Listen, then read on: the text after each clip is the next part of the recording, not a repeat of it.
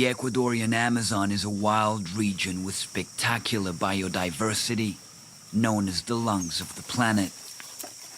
But in many areas, the Amazon is also a synonym for oil extraction and contamination.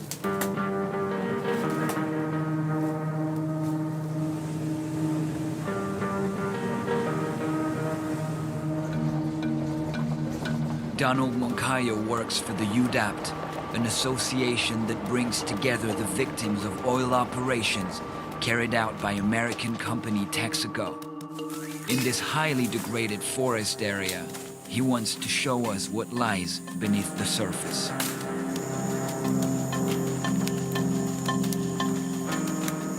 Lo que está aquí es el petróleo.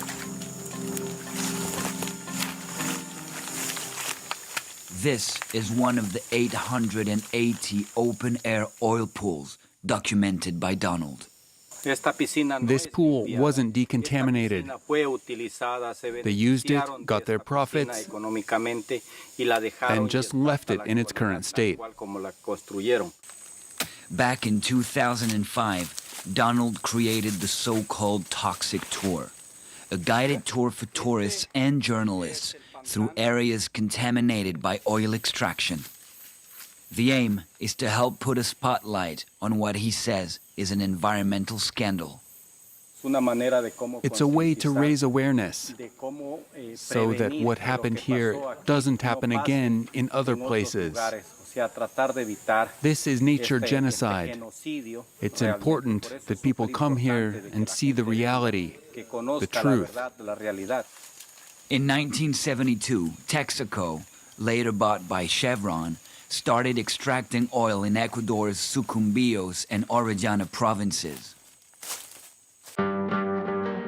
Since then, according to UDAPT, 64 million liters of toxic water were discharged in the rivers and the forest, as well as 650,000 barrels of crude oil.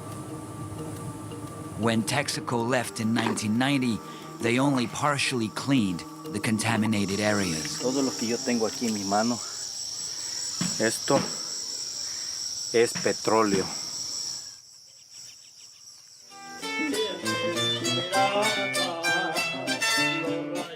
This is Nueva Loja, capital of Sucumbíos province.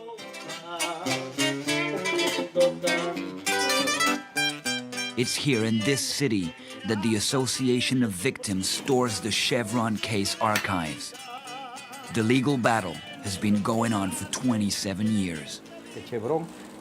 We want Chevron to pay for the damage they caused here so that we can clean properly and live with dignity, just like every human being on planet Earth should. Food and rivers are still affected by past oil spills. Both farmers and indigenous communities report countless cases of illnesses and premature deaths. For over 20 years, lawyer Pablo FAJARDO has been leading the victims' legal proceedings against Texaco. In 2018, the Ecuadorian court sentenced Chevron to pay 8.4 billion euros for the cleaning of a 500,000-hectare area. But Chevron never paid, and the Court of Arbitration, located in The Hague, later canceled the verdict. The criminal company, in this case Chevron, is running away from justice. And this world is built with an architecture that protects the multinational corporations that commit crimes, because there's no access to justice for indigenous people who are made invisible. Governments and companies form a union that shoves indigenous people and the environment to one side.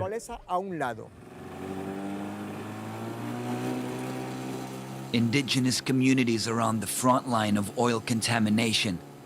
Extraction has sometimes been carried out on their territories without previous consultation.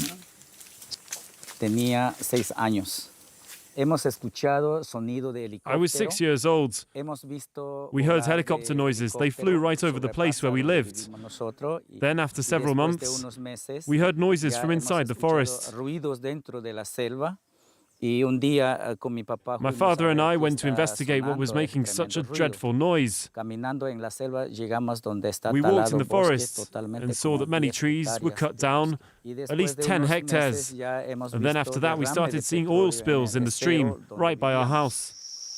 The Amazon rainforest touches 9 South American countries. All of them are still looking for a way to extract natural resources while protecting both the environment and local populations. As global warming accelerates, protecting the Amazon basin is vital for the future of our planet.